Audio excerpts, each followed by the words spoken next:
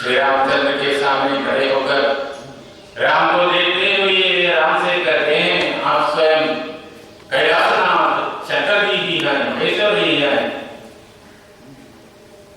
पिछले जन्म में हम आपकी तपस्या किए, अनेक साल हम एकाग्रता के साथ आपकी तपस्या की। उस समय आप अत्यंत प्रसन्न होकर हमारे सामने आए और हमसे कहा कि जन्म में तुम धर्म से और के साथियों बनकर भूमि पर धरती पर जन्म लो। मैं आऊंगा, युद्ध में तुम्हें हराऊंगा, युद्ध में तुम्हें मार डालूंगा, तब तुम्हारे सारे पाप नष्ट हो जाएंगे, अज्ञान नष्ट हो जाएंगे। पाप तो अज्ञान है, अज्ञान के सिवा कोई पाप नहीं। सारे पाप नष्ट हो जाएंगे, सारा अज्ञान नष्ट हो जाएंगे, दूर हो जाएंगे। अब तुम महायुक्त हो जाएंगे और मुझ में लीन हो जाएंगे। जो ब्रह्मा को देख देता है, जो ब्रह्म को पहचान लेता है, ब्रह्म के अनुभव करता है, वो स्वयं ब्रह्म हो जाता है। इसलिए जब सारे पाप हट जाते हैं और भगवान को अपने आंखों से देख सकते हैं, ब्रह्म को अपने आंखों से देख सकते हैं, उस समय जो भी हो वो ब्रह्म बन जाते हैं। क्योंकि इस दुनिया में जो मानव है, जो जानवर है, जो जीव जंतु है, जो जड़ पदार्थ भी है, वो सब ब्रह्म के भिन्न भिन्न आविष्कार होते हैं। इसलिए ब्रह्म को देखने वाला ब्रह्म बन जाता है। इसलिए मैं राम बनकर आऊंगा। उस समय शंकर जी हमसे कहे, मैं त्रेतायुग में राम बनकर आऊंगा और युद्ध में तुम्हें हराकर तुम्हारे सारे पापों को हटाकर तुम्हें मुझ में समा लूंगा और तुम्हारे आनंद स्वरूप को पहचान सके हो। उस समय हे भगवान, अब आपके उस वरदान को पूरा किया है। हमसे हमारे पापों को दूर किया है, हमारे अज्ञान को आपने दूर किया है। आप स्वयं शंकर जी हैं, श्री रामचंद्र के रूप में अपने सामने खड़ा है। एक कथा अरण्यकांड में हम आगे चलकर देखने वाले, एक कथा श्री रामचंद्र जी की एक महान लीला हमें बता दे रहे हैं। कैलाशनाथ शंकर जी और श्री रामचंद्र महाप्रभु दो व्यक्ति नहीं है, अलग अलग व्यक्ति नहीं है। नाम तो अलग होते हैं हमारे कानों के लिए, किंतु उस नाम के अर्थ के बारे में सोचो तो हमें जानकारी मिलेंगे। अर्थ तो एक है, ब्रह्म है। राम शब्द का अर्थ ब्रह्म है, शंकर शब्द का, महादेव शब्द का अर्थ भी ब्रह्म है। जब हम उसके अर्थ को समझने की कोशिश करते हैं तब हम एक ही जगह पहुंच जाते हैं। इसीलिए जो राम के रूप में अयोध्या में दशरथ के नंदन के रूप में अवतार किए, वो साक्षात शंकर जी ही हैं। इसलिए राम तत्व कौन बता सकते हैं? शंकर जी ही बता सकते हैं। शंकर जी स्वयं राम है। शंकर जी की अवतार लीला है ये सब, नारायण की अवतार लीला है ये सब। नारायण तो शंकर जी ही हैं, वैकुंठनाथ भोलेनाथ ही हैं, कोई फर्क नहीं। हम भिन्न भिन्न नामों में उन्हें सुन रहे हैं।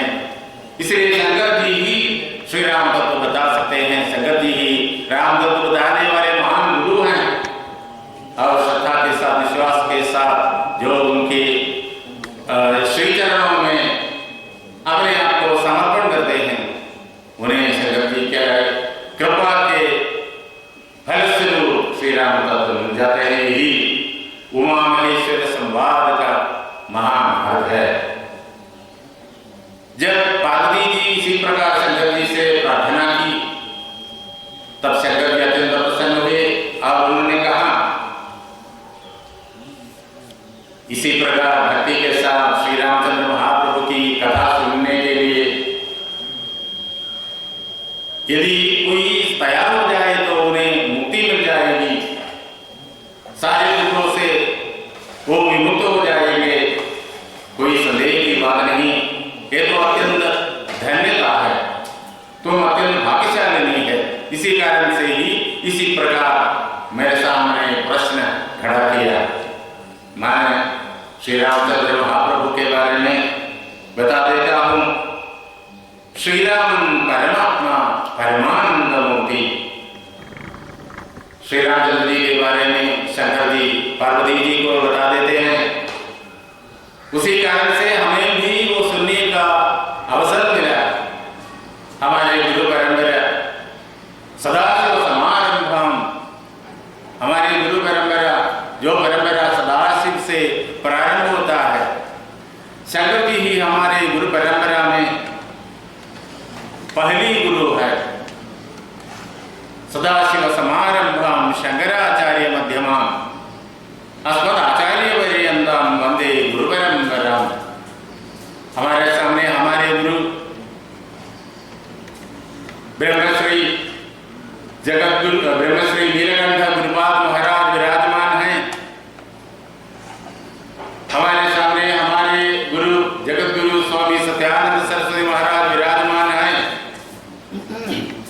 हमारे सामने हमारे गुरु ब्रह्मश्री कृष्णानंद सरस्वती महाराज विराजमान हैं। और हमारे गुरु के स्वरूप में हमारे आगे विराजमान जो रहता है वो साक्षात शंकर जी ही हैं। ये तो हमारी गुरु परंपरा है, वो सदाशिव से प्रारंभ होते हैं। सदाशिव समारंभम, सदाशिव बार बार अनेक रूप धारण करके अनेक भाषाओं में हमसे बोला। अनेक सालों में भिन्न भिन्न सालों में भिन्न भिन्न जगहों में बैठकर भिन्न भिन्न भाषाओं में, भारत के भिन्न भिन्न भाषाओं में हमसे बोला। जब वो बोला, वो एक ही तत्व को हमें समझाया, परमात्मा के बारे में हमें जानकारी दी। उसके अलावा कोई भी उसने हमें कुछ भी नहीं कहा। शंकर जी अनेक बार जन्म ले, वेद मंत्र जिन महर्षियों ने हमें बता दिए हैं, वो सारे ऋषियां शंकर जी का ही अवतार है। और वाल्मीकि ऋषि शंकर जी का अवतार है, व्यास भगवान शंकर जी का अवतार है। इसी प्रकार ऋषि परंपरा शंकराचार्य तक आए।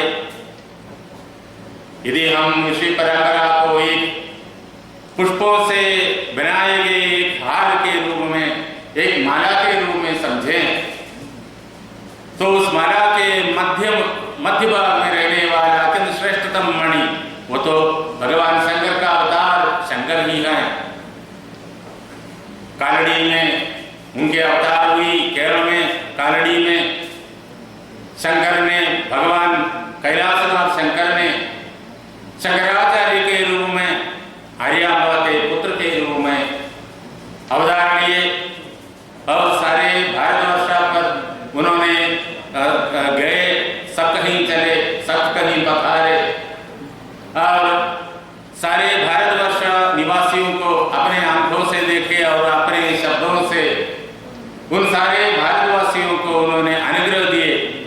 क्योंकि ये सारे विज्ञान सारे विश्व को कल्याणमय बना दे, इसके लिए ही शंकर जी ने हमें ब्रह्मसूत्र का भाष्य दे दिया। शंकर जी पहले व्यास भगवान के रूप में आकर ब्रह्मसूत्र दिए और शंकराचार्य के रूप में आकर हमें ब्रह्मसूत्र का भाष्य दे दिया, भगवद गीता का भाष्य दे दिया। शंकर जी ने द्वापर युग के अंतिम अवसर पर श्री कृष्ण परमात्मा के रूप में अवतार लेकर भगवद गीता सुनाई।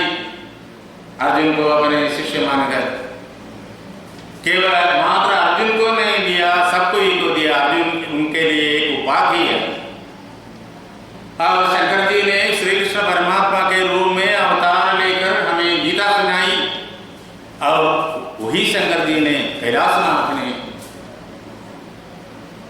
शंकराचार्य के रूप में अवतार लेकर भगवद गीता का भाष्य रचकर हमें दिए और उपनिषद का भाष्य रचकर हमें दिए। वो शंकराचार्य हमारे गुरु परंपरा में अत्यंत प्रभावशाली हैं। उनके शिष्यों के रूप में सुधारी संप्रदाय में बहुत शिष्य परंपरा उन्हें हुए। उस परंपरा में, सरस्वती परंपरा में हमारे गुरु हमारे सामने विराजमान हैं। कैलाशनाथ ने श्री नीलकंठ गुरुपाद के रूप में जगत गुरु स्वामी सत्यानंद सरस्वती परमात्मा के रूप में हमारे सामने विराजमान हैं, अवतार लिए हैं और हमें अध्यात्म रामायण फिर भी दिए। जो अध्यात्म रामायण उन्होंने देवी पार्वती जी को दिए थे, उसी अध्यात्म रामायण हमें फिर वहाँ केरल में हमने आश्रम में बैठकर हमें फिर दिए। वही आश्रम यहाँ भी है। यहाँ श्री नीलकंठ गुरुपाद महाराज विराजमान हैं, सत्यानंद सरस्वती महाराज विराजमान हैं, उनके शिष्य ब्रह्मश्री कृष्णानंद सरस्वती महाराज विराजमान हैं और हमें अध्यात्म रामायण देते रहते हैं, सुनाते रहते हैं, पढ़ने का अवसर देते हैं, अध्यात्म रामायण का अनुभव करने का अवसर देते हैं। वो भगवान, वो गुरु परंपरा हमें बताते हैं श्री राम परमात्मा, श्री राम तो परमात्मा ही है, वो तो परमानंद मूर्ति है। उसे वेद पुरुष कहते हैं। पुरुषन प्रकृतिधन कारणन एकन परन। ऋग्वेद सामा अथर्व ये चारों वेद उस परमात्मा को, श्री रामचंद्र महाप्रभु को पुरुष कहते हैं और प्रकृति का भी हेतु कहते हैं। प्रकृतिधन कारणन, प्रकृति का भी, मूल प्रकृति का भी, महामाया का भी हेतु कहते हैं। वो तो एक ही है, अनेक नहीं।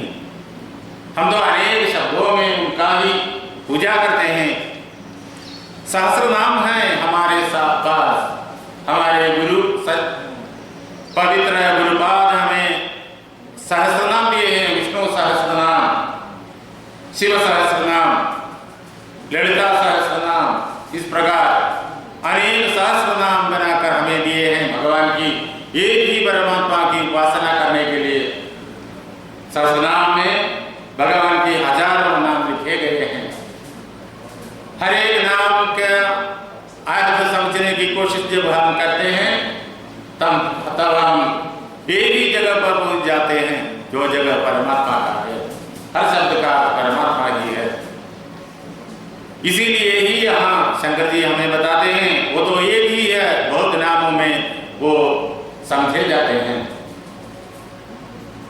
एकन परन, हम तो देखते हैं इस सारी दुनिया को, हम तो सुनते हैं इस सारी दुनिया को, हम तो समझते हैं इस सारी दुनिया को, ये भौतिक जगत को। भगवान तो, परमात्मा तो, श्री रामचंद्र महाप्रभु तो इस विराट दुनिया में, भगवान के विराट स्वरूप है। ये इस दुनिया में भी है, इसके ऊपर भी है, परम, इसके ऊपर रहते हैं, इसके ऊपर भी रहते हैं और इस दुनिया के रूप में ये सब कहीं व्याप्त होकर हमारे सामने भी रहते हैं। इस प्रकार श्री रामचंद्र जी को समझ लो, वो केवल मानव नहीं, वो परमात्मा ही है, श्री रामन परमात्मा। अब हमें इस शब्द के बारे में थोड़ा सोचना है। हमें आत्मा को समझना है पहले, उसके बाद परमात्मा को हम समझने की कोशिश करेंगे। आत्मा क्या है? हमारे ग्रंथों में आत्मा के बारे में बहुत बहुत उल्लेख मिलते ही रहते हैं। हमारे सारे ग्रंथ आत्मा के बारे में ही बोलते रहते हैं। वो आत्मा क्या है? आत्मा तो हमारे भीतर है। हम सोचते हैं हमारे चारों ओर ये दुनिया है, इस दुनिया में बहुत मानव है, उनसे बहुत मानवों से हमें परिचय है और हम समझते हैं उन मानवों को मैं जानता हूँ और इस संसार में जो जानवर हैं उनमें बहुत जानवरों को भी जानता हूँ, चिड़ियों को मैं जानता हूँ, वृक्षों को मैं जानता हूँ, पहाड़ों को मैं जानता हूँ, किंतु मैं कौन हूँ इसके बारे में हमें जानकारी बहुत कम है। हम हमारे भीतर परमात्मा रहता है, किसको, किंतु उसके बारे में हम कभी भी खोजने का प्रयत्न नहीं करते हैं। हमारे बाहर जो है, हमारे शरीर के आधार पर ही हम बाहर और भीतर कहते हैं। हमारे शरीर के बाहर जो है, जो चीज है, जो जीव जंतु है, जो जड़ पदार्थ है, जीव रहित पदार्थ है, उन सबके जानकारी लेने के लिए हम कोशिश करते रहते हैं। उसके लिए हम शास्त्रों बनाए रखे हैं, भौतिक शास्त्र बनाए रखे हैं। शास्त्रों को तो अनेक शाखाएं हैं, बहु शाखा ही अनंतश्च बुद्धयो अव्यवसायिना। भगवान ही भगवद गीता में कहा है, जो सारे दुनिया के बारे में पढ़ने की कोशिश में अपने सारे समय गवाते हैं, उन्हें शास्त्र में मिल जाते हैं, किंतु उनकी पढ़ाई कभी भी पूर्ण नहीं होते। हर एक रिसर्च, हर एक गवेषण हमें नूतन गवेषण की पंथा को खोल देते रहते हैं। इसीलिए भौतिक विज्ञान कभी भी पूर्ण नहीं होते। उन्हें तो बहुत शाखा भी होते हैं, बहुत शाखा ही। फिजिक्स होते हैं, केमिस्ट्री होते हैं, बायोलॉजी होते हैं, उसमें हर एक शास्त्र में अनेक अनेक सैकड़ों शाखाएं होते हैं। जैसे एक पीपल वृक्ष को बहुत शाखाएं होते हैं, उसी प्रकार अनेक शाखाएं हर एक शास्त्र से बैठते हैं। इसी प्रकार इस सारी दुनिया को समझने की कोशिश में हमारी जिंदगी हम गंवाते हैं। सारी दुनिया के बारे में हम पूर्ण रूप का ज्ञान ले नहीं सकते। उसका दुनिया के यहाँ के एक छोटा सा हिस्सा भी हमें नहीं मिलते। उस समय हम एक महान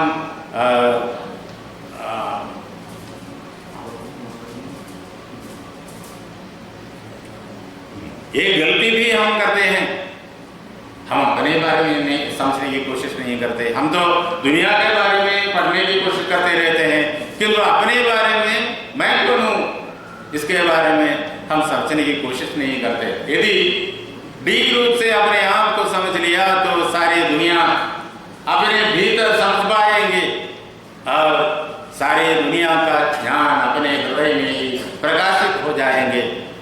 चारों ओर दुनिया के बारे में सीखने के लिए दौड़ते फिरने की कोई जरूरत नहीं। सारी दुनिया हमारे भीतर है। हमारे भीतर एक परमाणु से भी अत्यंत छोटे रूप में सारी दुनिया रहते हैं। अपने आप को समझ लो तो सारी दुनिया की जानकारी मिल जाएंगे। और ये दुनिया केवल माया स्वरूप है, इसका जानकारी भी होंगे। सत्य तो एक ही है, वो मैं ही हूँ। ये समझ, ये अनुभव हमें मिल जाएंगे। किंतु उस मैं को ढूंढने के लिए हमारे भीतर एक मैं है, जिसे संस्कृत में अहम कहते हैं, उसके बारे में हम ढूंढने का प्रयत्न नहीं करते। किंतु यदि हम एक भारतीय ऋषि के पास जाएंगे और उनके आश्रय कर लेंगे तो वो हमें मैं के बारे में जानकारी दे देंगे। वो सिखाएंगे अपने हम सबके भीतर रहने वाले उस मैं के बारे में, हम के बारे में जानकारी, ठीक ठीक जानकारी वो देंगे।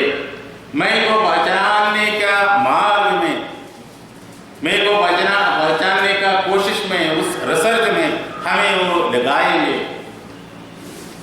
वो पूछेंगे हमसे तुम कौन हो।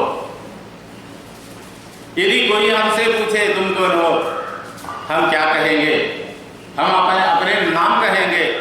मेरा नाम गोविंद है, मेरा नाम कृष्ण है, या मेरा नाम शंकर है, ऐसा हम कहेंगे। मैं एक डॉक्टर हूँ, मैं एक इंजीनियर हूँ, मैं सैनिक हूँ, इस प्रकार उत्तर दे देंगे। मेरा उम्र इतना है और मैं ऐसे ऐसे धन कमाया है, ऐसे ऐसे महान काम किए हैं। इसी प्रकार अपने बारे में बहुत बात हम बोलेंगे। किंतु उस समय हम नहीं जानते, ये तो हमारे संबंध में हम बोल रहे हैं। मैं क्या, मैं कौन हूँ, उसका उत्तर नहीं। हमारा तो मैं से अलग अलग है। मेरा जिन जिन चीजों को हम मेरा कहते हैं वो तो मैं से अलग है, ये बात हम नहीं जानते। तब पूछने वाला जो एक ऋषि है या भारतीय वेदांत में निष्णात है, वो फिर पूछेंगे, मैं आपके नाम नहीं पूछा, आपके उपाधियां नहीं पूछा, मैं पूछता हूं आप कौन हैं। तब हम अपने बारे में सोचना शुरू कर देते हैं, मैं कौन हूं। तब पहले हम सब इस सारी दुनिया में रहने वाले सारे लोग कहेंगे, यदि जानवरों को विचार विमर्श करने की शक्ति है, क्षमता है, तो वो भी ऐसा ही कहेंगे, मैं शरीर हूं। हम आत्मा को नहीं समझते, मैं शरीर हूं। इस शरीर का जन्म इतने साल पहले हुआ, मेरा उम्र इतना है। और ज्योतिषी कहते हैं हम तो 100 साल रहेंगे, इसका उम्मीद मैं करता हूं, इस प्रकार कहेंगे। तब जिसे जानकारी है वो फिर पूछेंगे, क्या आप शरीर हैं? उससे अलग कुछ वस्तु नहीं है। तब जो विचार विमर्श करने के शक्त हैं वो कहेंगे, मैं शरीर भी हूं, साथ ही साथ मैं मन भी हूं। शरीर को हम आंखों से देख सकते हैं, किंतु मन को हम आंखों से नहीं देख सकते, कानों से मन को सुन भी नहीं सकते, अपने घ्राण से मन का गंध भी नहीं ले सकते, अपने जीभ से मन का रुचि भी नहीं ले सकते, अपने हाथों से मन को स्पर्श भी नहीं कर सकते। फिर भी हम मन को जानते हैं, क्योंकि वो हमारा अनुभव, जहां हमारे संतोष, दुख, भय आदि उत्पन्न होता है, वही हमारे मन है। वो तो हमारे भीतर रहता है, इतना ही हम समझते हैं। वो तो अत्यंत सूक्ष्म है। इसलिए डॉक्टर लोग, सर्जन लोग जो शरीर में ऑपरेशन करते हैं, वो मन को अभी तक नहीं देखा। शरीर के भीतर जो अवयव है वो सब देखा है, किंतु मन को अभी तक नहीं देखा, क्योंकि मन अत्यंत सूक्ष्म है। वो तो सूक्ष्म पंचभूत से अंदर में है। किंतु हम संतोष का अनुभव करते हैं, दुख का अनुभव करते हैं, भय का अनुभव करते हैं। इसलिए हम जानते हैं, जो थोड़ा विचार विमर्श करने के लायक है वो जानते हैं, मुझे मन भी है, तो मैं ये शरीर और मन हूं। और कोई कहेगा मैं शरीर, मन और बुद्धि भी हूं। जो विचार विमर्श करने में अत्यंत समर्थ है वो कहेंगे मैं शरीर, मन और बुद्धि भी हूं। बुद्धि तो निर्णय करने की शक्ति है हमारे भीतर, वो तो मन के साथ रहता है, मन का ही एक अलग वृत्ति है। मन तो संकल्प विकल्पात्मक है, संकल्प करते रहते हैं और विकल्प भी करते रहते हैं, इसलिए ही भय, शोक आदि वहां उत्पन्न हो जाते हैं। किंतु बुद्धि तो निर्णयात्मक है, किसी भी वस्तु की सच्चाई क्या है इसके बारे में परीक्षण करके वो निर्णय में आते हैं। हम हर दिन देखते हैं सूरज पूर्व में उदित होकर शाम को पश्चिम में अस्त हो जाते हैं। एक का नाम है बुद्धि। सूरज क्यों पूर्व में, प्रभात में, पूर्व दिशा में उदित होता है, क्यों सायंकाल को पश्चिम दिशा में अस्त हो जाता है, उसका कारण वो ढूंढते रहते हैं। जो अंदर इंद्रिय, हमारे भीतर रहने वाले इंद्रिय, इसका कारण ढूंढते रहते हैं, वो हमारा बुद्धि है। और अंत में निर्णय में आ जाते हैं। वो भी तो भ्रमण करते रहते हैं पश्चिम से पूर्व दिशा की ओर। इसी कारण सूरज पूर्व में उदित होकर पश्चिम दिशा में अस्त होने का अनुभव हम लेते हैं। इसी प्रकार इस भौतिक जगत में और हमारे आध्यात्मिक जगत में भी, भीतर के जगत में भी जिन जिन अनुभव हैं, उन अनुभव की हकीकत को जो हमारे भीतर की अंग पढ़ने की कोशिश करते हैं और निर्णय में आ जाते हैं, उसे ही बुद्धि कहते हैं। और जिसे बहुत जानकारी है, वो कहेंगे मैं शरीर मन और बुद्धि ही हूँ, इसके भी भीतर जाने की क्षमता उनको भी नहीं। किंतु हमारे गुरु लोग, हमारे आचार्य हमें अब सिखाएंगे, हमारे सामने एक प्रश्न खड़ा करके सिखाएंगे। मैं मन भी, शरीर भी नहीं, ये स्थूल शरीर भी नहीं, मैं मन भी नहीं, मैं बुद्धि भी नहीं, शरीर मन और बुद्धि के भीतर रहने वाले ये महान तत्व है। मैं तत्व हूँ, मैं सत्य हूँ, मैं शिव हूँ, मैं सुंदर हूँ, मैं सत्य हूँ, मैं ज्ञान हूँ, मैं आनंद हूँ। सत्यम शिवम सुंदरम, सत्यम ज्ञानम आनंद, ऐसा वो बता देंगे।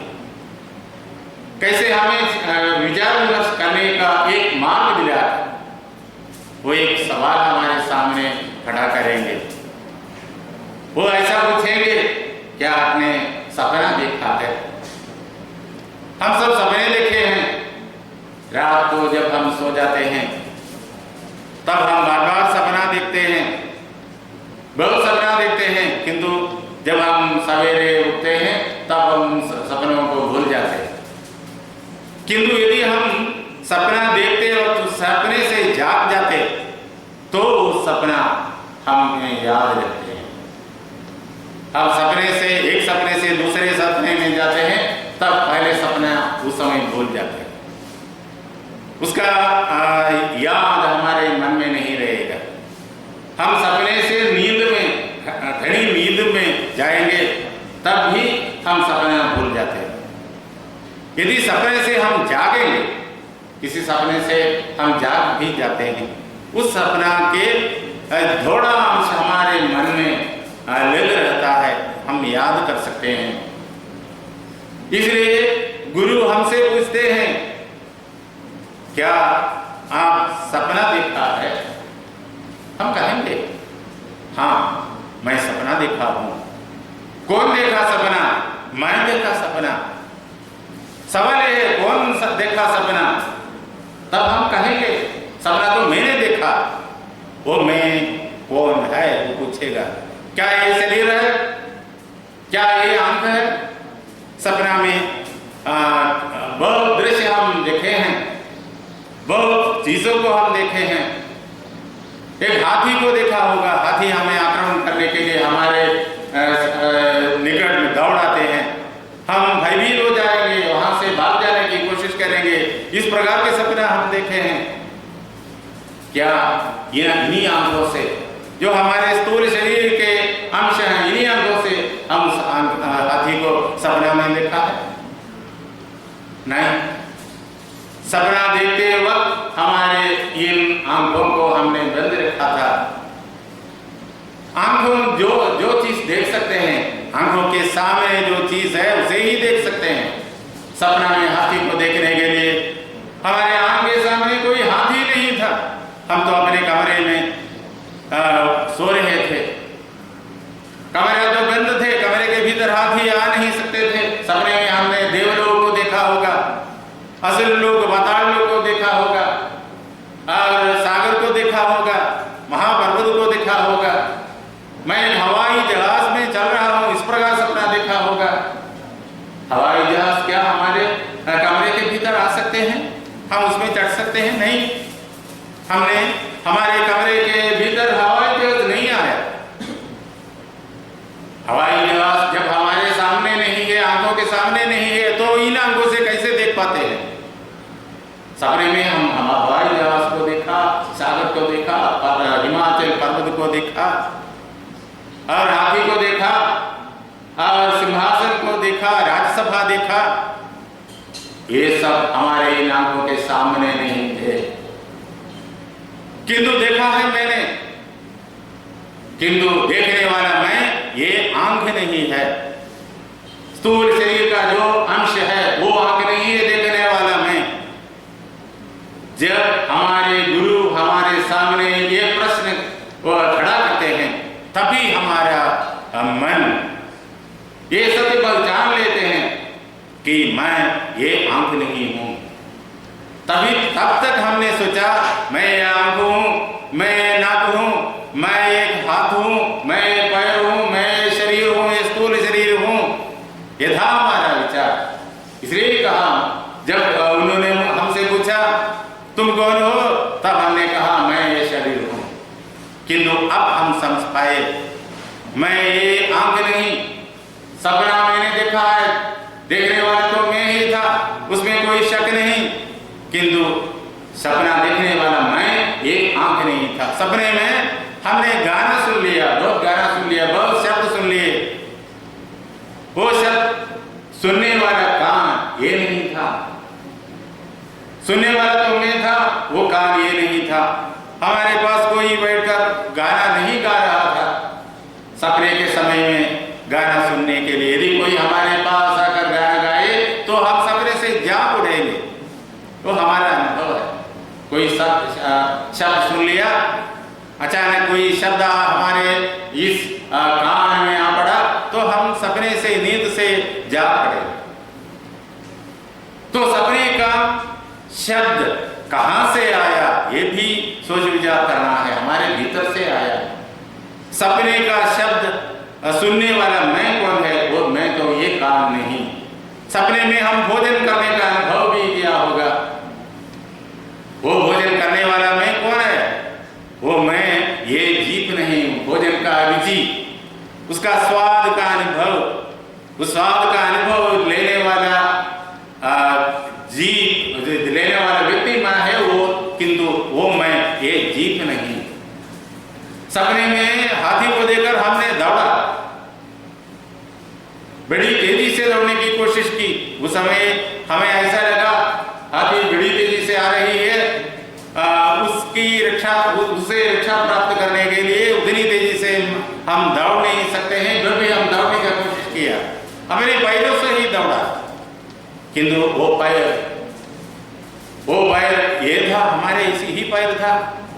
जब हम सपने से जाग पड़ते हैं तब हम देखते हैं हमारा पैर निश्चल वहां जहां हम लेटे हुए हैं वहां ही है। हम दौड़ा नहीं, किंतु दौड़ने का अनुभव जब हम जागृत अवस्था में दौड़ने का अनुभव करते हैं, उसी प्रकार का अनुभव सपने में भी हुआ था। दौड़ने वाला मैं था, किंतु दौड़ने वाला मैं ये पैर नहीं था। सपने में बहुत काम किया है, काम तो अपने हाथों से ही किया है, किंतु सपने में जो काम किया वो मैं था, किंतु करने वाला मैं ये हाथ नहीं, मैं ये आंख नहीं, मैं कान नहीं, मैं नाक नहीं, मैं जीभ नहीं, मैं हाथ नहीं, मैं पैर नहीं, मैं स्थूल शरीर नहीं। मनो बुद्धि अहंकार चित्तानि नाहम्। आचार्य स्वामी श्री शंकर भगवत्पाद हमें बताते हैं मैं मन नहीं। इसके बाद हम दूसरे प्रश्न के सामने जब हम खड़े हो जाते हैं तब हमें ये भी इसी प्रकार लगेगा मैं मन भी नहीं। मनो बुद्धि अहंकार चित्तानि नाहम्। मैं मन भी नहीं, मैं बुद्धि भी नहीं, मैं अहंकार भी नहीं, मैं चित्त भी नहीं। न च श्रोत्र जिह्वे न च घ्राण नेत्रे। मैं श्रोत्र नहीं, ये कान नहीं, मैं जिह्वा नहीं, ये जीभ नहीं, मैं ये घ्राण नहीं, ये नाक नहीं, मैं न च श्रोत्र जिह्वे न च घ्राण नेत्र, ये नेत्र भी नहीं, मैं हाथ भी नहीं, ये पैर भी नहीं, मैं स्थूल शरीर भी नहीं। न च व्योम भूमिर न तेजो न वायु। मैं तो ये इन स्थूल शरीर को बनाने के लिए भगवान ने स्थूल पंचभूत का इस्तेमाल किया है, और सूक्ष्म शरीर को बनाने के लिए भगवान सूक्ष्म पंचभूतों की निर्माण किया, और सूक्ष्म पंचभूतों का इस्तेमाल करके ही हमारे सूक्ष्म शरीर का निर्माण किया है। उन स्थूल पंचभूत और स्थूल सूक्ष्म पंचभूत वो तो ये है आकाश, वायु, अग्नि, जल और पृथ्वी। मैं ये भी नहीं। न च व्योम भूमिर न तेजो न वायु। ये स्थूल पंचभूत भी नहीं, ये सूक्ष्म पंचभूत तन्मात्रा भी नहीं मैं। इसीलिए इन स्थूल पंचभूतों से निर्मित ये स्थूल शरीर नहीं मैं। इन सूक्ष्म पंचभूतों से निर्मित ये सूक्ष्म शरीर भी नहीं मैं। हमें जैसा एक स्थूल शरीर है उसी प्रकार सूक्ष्म शरीर भी है। सूक्ष्म शरीर के वजह से ही ये स्थूल शरीर बन पाते हैं।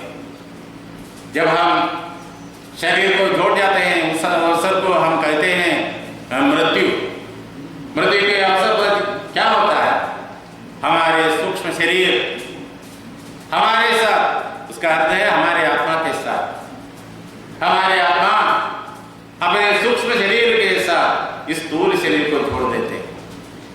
स्थूल पंचभूत निर्मित स्थूल शरीर को जोड़ जाते हैं। जब जोड़ जाते हैं आत्मा ये कारण शरीर और सूक्ष्म शरीर को भी साथ लेकर चलते हैं। जब हम परमात्मा को पहचान लेते हैं, अपने आंखों से देख लेते हैं, अपने भीतरी आंखों से देख लेते हैं, अनुभव कर लेते हैं उस महान मधु को। उस मधु के बारे में कल हमने विचार किया। उस महान मधु के अनुभव, उस महान रुचि का अनुभव जब हम लेते हैं, परमात्मा अत्यंत मधुर है। उस माधुर्य का अनुभव, उसे ही बृहदारण्यक उपनिषद मधु कहते हैं, परमात्मा को मधु कहते हैं।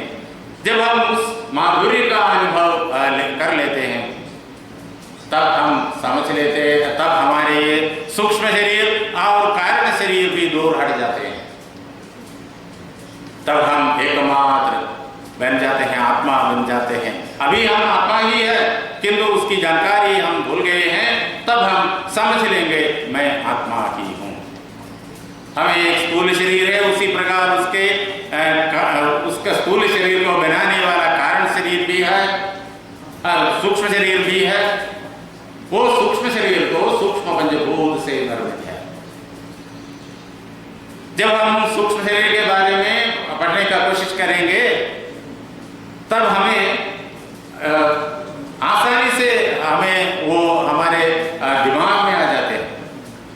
हर निमिष हम सूक्ष्म शरीर का अनुभव करते रहते हैं, हम उसके बारे में सोचते नहीं। इतना ही हम सूक्ष्म शरीर को पढ़ने की कोशिश अभी करेंगे। सूक्ष्म शरीर को हम जानते हैं, सूक्ष्म शरीर को 19 अंश होते हैं सूक्ष्म शरीर।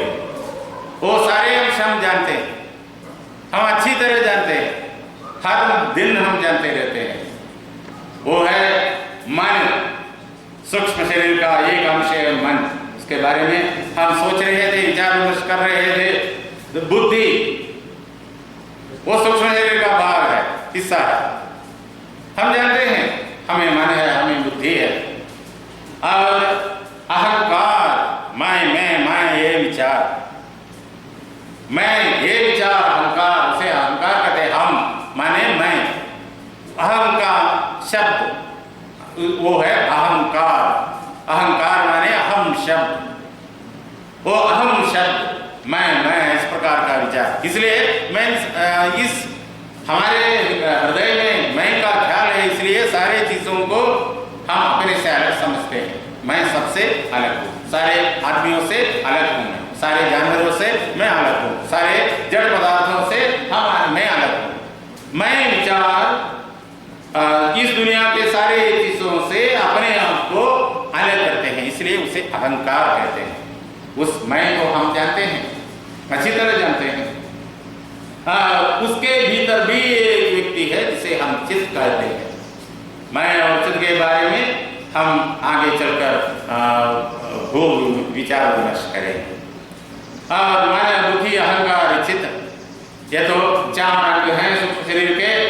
और इसके लिए 5 अन्य अंग भी होते हैं। वो तो नेत्र, आंख, ज्ञानेंद्रिय कहते हैं। 5 ज्ञानेंद्रिय होते हैं, मन, बुद्धि, अहंकार, चित्त।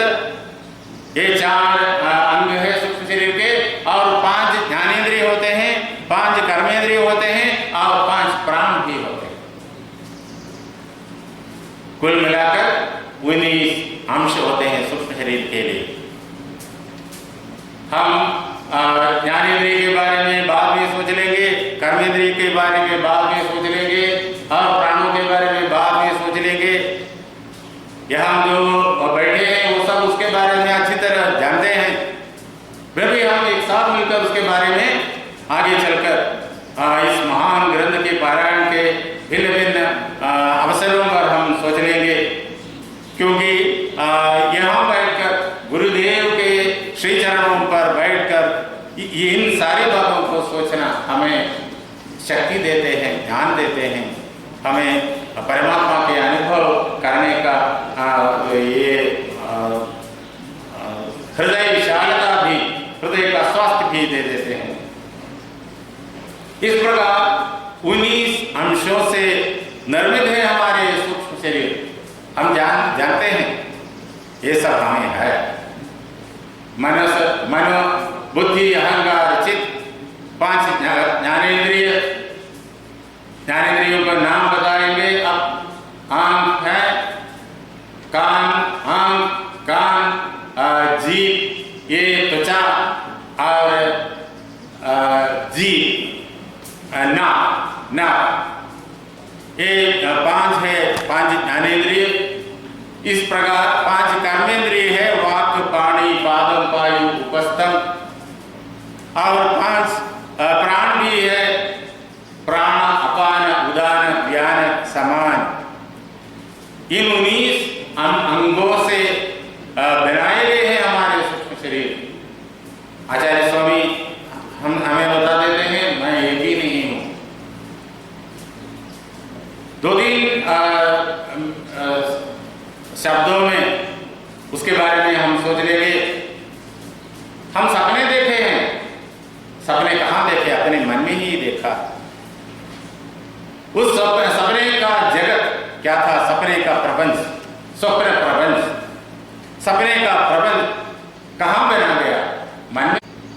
स्वप्न प्रपंच के निर्मिति का उपकरण जो थे वो भी मन था। मन ही स्वप्न प्रपंच के रूप में सपना देखते वक्त हमारे ज्ञान स्वरूप के सामने खड़े थे। मन तो एक इंद्रिय है, इंद्रिय को कभी भी देखने वाला और दिखाए जाने वाला नहीं बन सकता। दृश्य और दृक् सारे समय देखने वाला दृश्य से अलग होना है। तो हम इस दुनिया को देख रहे हैं, दुनिया तो हमारे सामने दृश्य है, वो हम आंखों से देखते हैं। इस दुनिया को हम देखते हैं, इसलिए इस दुनिया को दृश्य कहते हैं। देखने वाला मैं हूं, देखने वाला मैं इस दुनिया से अलग है। देखने वाला दृश्य से अलग रहता है। ये तो शास्त्र का एक तत्व है। देखने वाला और दृश्य एक कभी भी नहीं बन पाता। मन ही दृश्य के रूप में, स्वप्न दृश्य के रूप में अपने सामने खड़े हैं। तो सपने का देखने वाला कौन है? देखने वाला तो मैं है, मैं मन नहीं बन पाता। यदि मैं मन था तो मैं अपने को ही सपने के रूप में नहीं देख सकता। मन और मैं अलग है। सपना देखने वाला मैं हूं, उसमें हमें कोई शंका नहीं।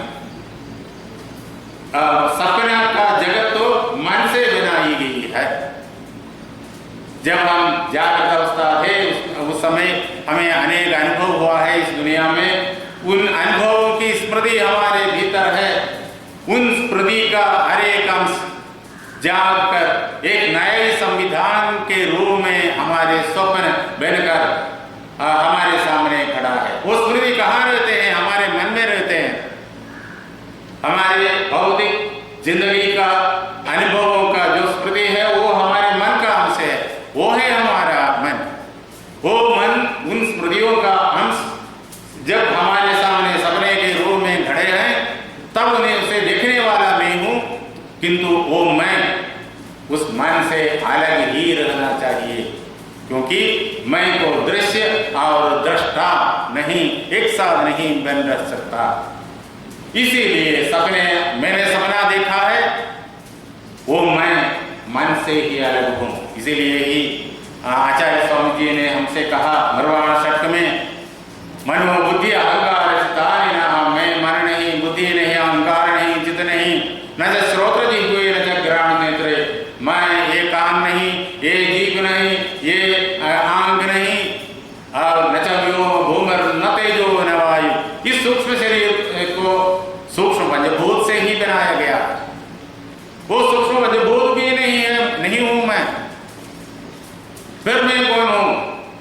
सब से अलग हूँ, परन। इसीलिए ही भगवान इसी प्रकार कहा, वो आत्मा तो परन है। इन सारे इस सारे प्रपंच में, इस स्थूल प्रपंच में और सूक्ष्म प्रपंच में जो जो चीज है उसका भी उस पार रहने वाला है, इसका भी ऊपर रहने वाला। मैं इससे अलग हूं, इससे भी अत्यंत सूक्ष्म हूं। स्थूल शरीर जगत, स्थूल जगत का अंश है, हिस्सा है स्थूल शरीर। ये सारे स्थूल जगत का हिस्सा है ये स्थूल शरीर। उससे भी सूक्ष्म है सूक्ष्म शरीर, उससे भी सूक्ष्म है एक तीसरा शरीर हमें है, वो कारण शरीर। वो कारण शरीर स्थूल शरीर और सूक्ष्म शरीर को बनाने वाला है, इसीलिए ही वो कारण शरीर कहा गया है। वो तो हमारे अज्ञान है, अज्ञान से ही कारण शरीर बनाया गया है। उसके बारे में बाद में हम सोच लेंगे। उसके परे रहने वाला, उसके ही भीतर रहने वाला हूं मैं आत्मा हूं, चिद आनंद रूप शिवोहम शिवोहम। मैं चित स्वरूप हूं, ज्ञान स्वरूप हूं, बोध स्वरूप हूं, आनंद स्वरूप हूं। मैं मंगल स्वरूप हूं, शिव हूं। शिव माने मंगल, मैं मंगल स्वरूप हूं, मैं मंगल हूं, शिवोहम शिवोहम। मैं मंगल हूं, मैं मंगल हूं, वही आत्मा है। शास्त्रों में आत्मा शब्द बार बार हमें उपलब्ध होते हैं। वो शब्द तो इसके बारे में है, जो चीज हमारे भीतर रहता है वही आत्मा है। वो हूं मैं, वो आत्मा मैं हूं। यही बात छांदोग्य उपनिषद में कहा गया है, तत्त्वमसि, तुम वही हो। जो आत्मा है वही हो तुम।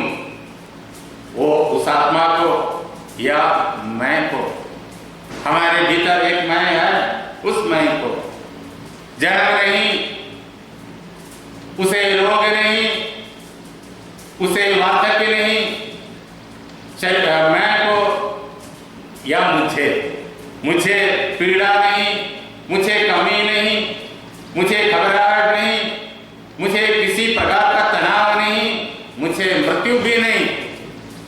मैं चिदानंद रूप, मैं चित स्वरूप हूं, आनंद स्वरूप हूं और सत्य स्वरूप हूं, जिसे कभी भी कोई बदलाव नहीं आता, उसे ही हम सत्य कहते हैं।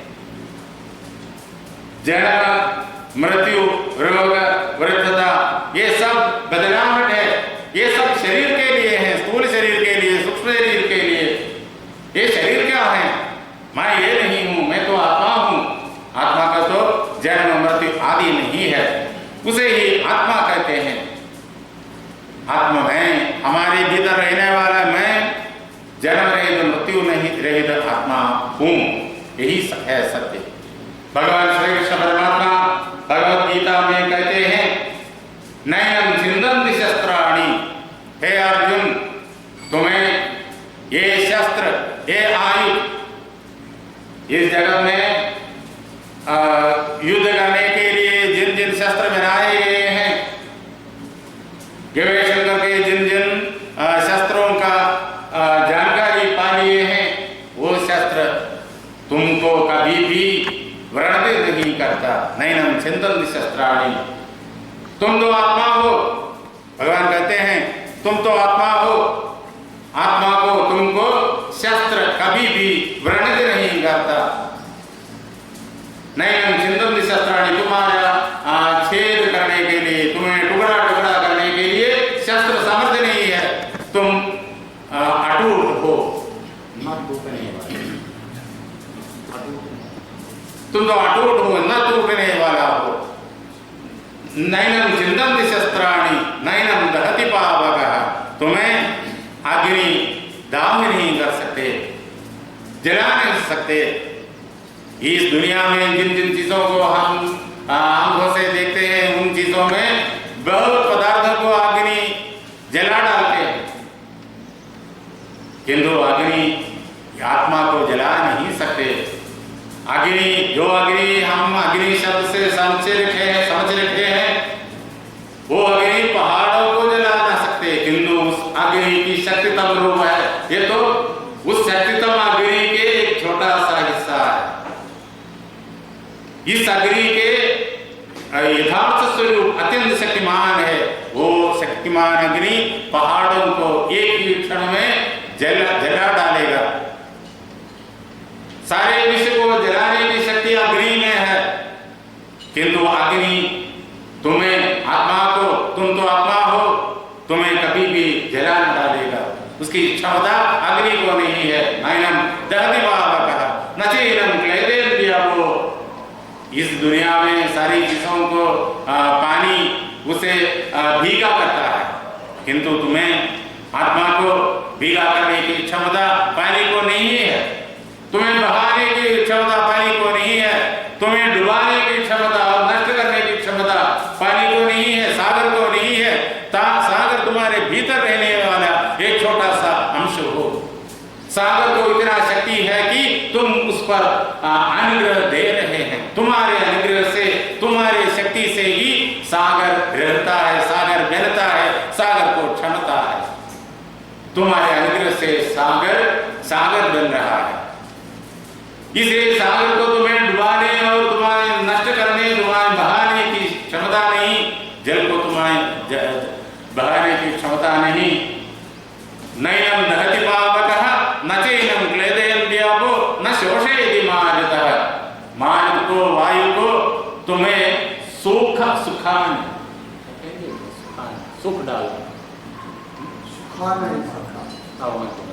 सुखाना कहेंगे। तुम्हें सुखाने की क्षमता वायु को भी नहीं। किसी भी चीज को वायु सुखाते हैं, किंतु आत्मा को सुखाने की क्षमता वायु को नहीं है। इस प्रकार जन्म रहित, नाश रहित, आनंद स्वरूप आत्मा हो तुम। यही बात हमारे सारे वेद, हमारे सारे उपनिषद हमें सिखा रहे हैं। भगवान की सारी वाणी हमें यही बात सिखा रहे हैं। और रामायण इसी अध्यात्म तत्व को बता रहे हैं। इस प्रकार जन्म रहित, नाश रहित आत्मा है हम आत्मा है, ये शरीर नहीं। तभी एक सवाल हमारे भीतर होंगे, मैं आत्मा हूं। इस दुनिया में बहुत मानव है, करोड़ों मानव है, इसलिए करोड़ों आत्मा है। शास्त्रों ने कहा है केवल मानव में ही नहीं, जानवरों में भी आत्मा है, चिड़ियों में भी आत्मा है, कीड़ों में भी आत्मा है। और जान रखिए वायरसों के भीतर भी आत्मा है। आत्मा वायरस के भीतर है, इसलिए ही वायरस होता है। और इन पहाड़ों में, मिट्टी में सब कहीं आत्मा है। इसलिए हम इस प्रकार विचार करेंगे, आत्मा तो आनंद है, बहुसंख्यक है, उसका गणित नहीं हम कर सकते, क्योंकि मानव तो बहुसंख्यक हैं। और सारे जीव जंतु तो क्या गणित हम नहीं कर, उसकी संख्या हम गणित नहीं कर सकते, अगणित है। और इन सितारों की संख्या हम नहीं ले सकते, वो तो अगणित है। इसलिए इतने आत्मा हैं। इस प्रकार हम समझेंगे नहीं, आत्मा तो एक ही है। एक ही आत्मा भिन्न भिन्न भिन्न शरीरों से होकर इसी प्रकार प्रकट होते हैं। मानव के रूप में, मानव शरीर में बैठकर एक ही आत्मा भिन्न भिन्न मानव के रूप में प्रकट हो जाते हैं, भिन्न भिन्न जानवर के रूप में प्रकट हो जाते हैं, भिन्न भिन्न कीड़ों के रूप में प्रकट हो जाते हैं। और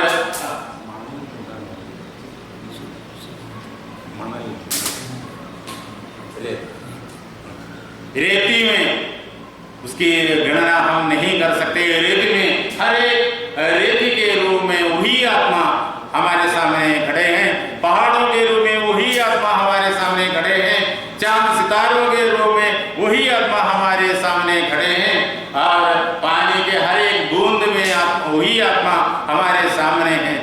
जो हमारे आंखों को देख पाते हैं, जो हम कानों से सुन सकते हैं, जो हम अपने इंद्रियों से अनुभव कर सकते हैं, वो सारे पदार्थ के भीतर रहने वाला एक ही आत्मा है।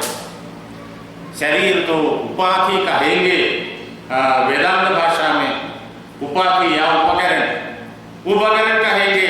शरीर या उपाधि अलग अलग होते हैं, वो तो माया का कार्य है। माया से बनाया गया है। शरीर तो अलग अलग होते हैं किंतु आत्मा तो एक है। सारी चीजों में रहने वाला एक ही आत्मा, उसे ही महान आत्मा या परमात्मा कहते हैं। श्री रामन परमात्मा, श्री राम तो परमात्मा है, सत चित और आनंद। एक ही श्री राम सारे मानव के रूप में यहाँ इस महान नाटक का अभिनय कर रहे हैं। एक ही श्री राम सारे जीव जंतुओं के रूप में और सारे जीव रहित पदार्थों के रूप में इस महान नाटक का अभिनय कर रहे हैं। इसलिए वो महान नट है। श्री रामचंद्र महाप्रभु महान नट है। हम शंकर जी को महान नट कहते हैं। शंकर जी तो श्री रामचंद्र महाप्रभु ही हैं। हमने पहले उसके बारे में हम सोचा, हम विचार किया, इसीलिए ही शंकर जी को महान नट हम कहते हैं। आगे श्री रामचंद्र महाप्रभु इस महान नाटक जिसका शुरुआत हम पहचान नहीं सकते, जिसका अंत भी हम पहचान नहीं सकते, इस महान नाटक करने वाला एक ही परमात्मा वो है श्री रामचंद्र महाप्रभु। ये सारा विश्व उसकी इच्छा के अनुसार इस परमात्मा में जन्म लेते हैं। इस विश्व के शुरुआत और इसका अंत हम काल के आधार पर, समय के आधार भी नहीं देख सकते और देश के आधार पर भी हम नहीं समझ सकते। किंतु इतना हमारे आंखों के लिए इतना बड़ा ये दुनिया, हमारे मन के लिए इतना बड़ा दुनिया, हमारे बुद्धि के लिए इतना बड़ा ये दुनिया, भगवान के भीतर, परमात्मा के भीतर एक परमाणु से भी अत्यंत छोटा है। तो भगवान का महत्व कितना है, उसकी सर्वव्यापकता कितना है, उसके बारे में हम सोच भी नहीं सकते। हमारे मन वहां पहुंच नहीं जाता, हमारे बुद्धि वहां तक पहुंच नहीं जाता, हमारे विचार विमर्श करने की क्षमता वहां तक पहुंच नहीं जाता, हमारे वाणी वहां पहुंच नहीं सकता। ये तो वाचो निवर्तन्ते अप्राप्य मनसा सह। उपनिषद में हमारे गुरु हमसे कहे हैं, वहां हमारे वाणी पहुंच नहीं सकते।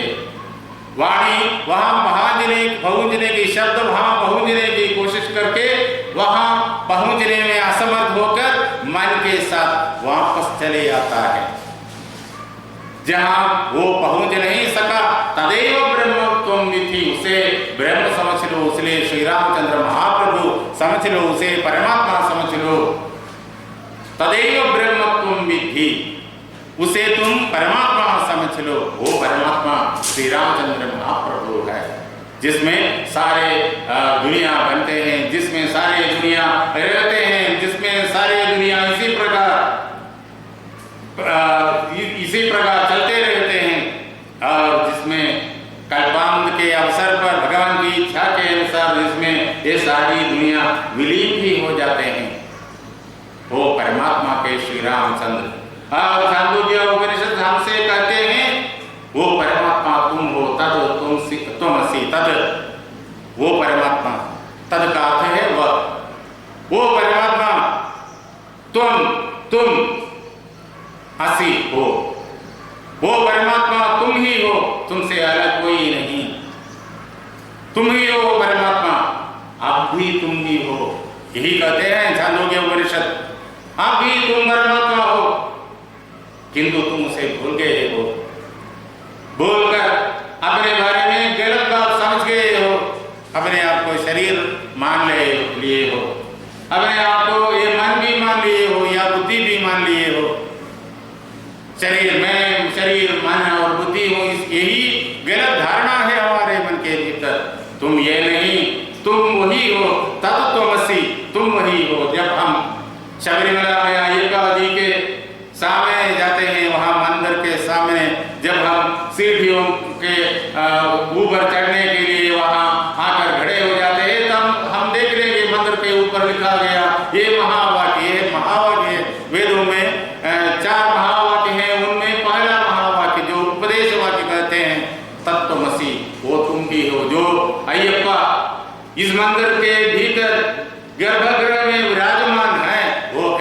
सब तुम ही हो, तुमसे अलग कोई नहीं। ये समझने के लिए हम मुर्दानुष्ठान करते हैं, पूजा करते हैं, भजना करते हैं और हम भगवान के लिए पूजा वस्तु हविष्य लेकर वहाँ भगवान के सामने जाते हैं। हर साल, हर महीने जाने वाले भी हैं, हर महीने वहाँ भगवान के सामने, अय्यप्पा जी के सामने जाने वाले बहुत सज्जन हैं। तुम वही हो, यही कहते हैं। महेश्वर जी उमा देवी को बताते हैं। ये तो हमें बताने के लिए ही उमा देवी को बता दिया। जब हमारे हृदय में, उमा देवी के हृदय में जो जितना भक्ति था, श्रद्धा थी, उसी प्रकार भक्ति और श्रद्धा जब हमारे हृदय में होते हैं तब हम भी समझ लेंगे, अनुभव कर लेंगे श्री राम परमात्मा, श्री राम परमात्मा है। उस परमात्मा की कहानी ही, लीला ही हम आगे चलकर इस महान ग्रंथ में पढ़ते हैं। थोड़ी ही मिनट में हमारी दूसरी सभा यहाँ होगा, शुरू होगा। दूसरी सभा के पारायण में भगवान का अवतार का पारायण होगा। भगवान अवतार श्री रामचंद्र महाप्रभु का अवतार हम देख लेंगे। भगवान को हमारे हृदय में अवतरित होते हुए देखकर भगवान की पूजा करने का महान अवसर है। वो परमात्मा हमारे भीतर अनुभव होता है। अभी हम परमात्मा हैं किंतु भूल गए हैं, किंतु उसका अनुभव हमें इसी प्रकार मिल जाएंगे। श्री रामन परमात्मा परमानंद मूर्ति पुरुषन प्रकृतितन कारणन एकन वदन। उसके बाद पार्वती जी शंकर जी से कहा, श्री रामचंद्र महाप्रभु की कहानी आप संक्षिप्त रूप में मुझे बता दिया। इसे मेरी कहानी सुनने की इच्छा बड़ी हो गई, असीम हो गई। कहानी सुनने की इच्छा, आप श्री रामचंद्र महाप्रभु की कहानी संपूर्ण रूप में मुझे बता दीजिए। तब भगवान शंकर जी ने पार्वती जी को श्री रामचंद्र महाप्रभु की अवतार लीला का विस्तृत उपाख्यान करते हैं। कैलासाचल में बैठकर जब हम यहाँ पारायण करते हैं और श्रद्धा के साथ उस पारायण का श्रवण करते हैं, तब ये जगह कैलासाचल हम मालूम पड़ते हैं। अभी ये कैलाश है, ये कैलाश पर्वत है जहाँ शंकर जी पार्वती जी के साथ विराजमान हैं। वही कैलाश पर्वत है हमारे सामने। श्री रामचंद्र जी सीता जी के साथ यहाँ उपविष्ट हैं। श्री रामचंद्र जी शंकर जी है, सीता जी पार्वती जी ही है। जब हम श्रद्धा के साथ ये सुनते हैं, हमें ये अनुभव होगा ये आश्रम कैलाश पर्वत ही है। उसमें उस कथा में भाग लेने का अवसर है। भगवान श्री रामचंद्र महाप्रभु, भगवान उमा महेश्वर जी, देवी पार्वती जी और हमारे गुरु ब्रह्मश्री नीलकंठ गुरुपाद महाराज और जगत गुरु स्वामी सत्यानंद सरस्वती महाराज और कृष्णानंद सरस्वती महाराज हमें अनुग्रह दे दें। जय सीताराम।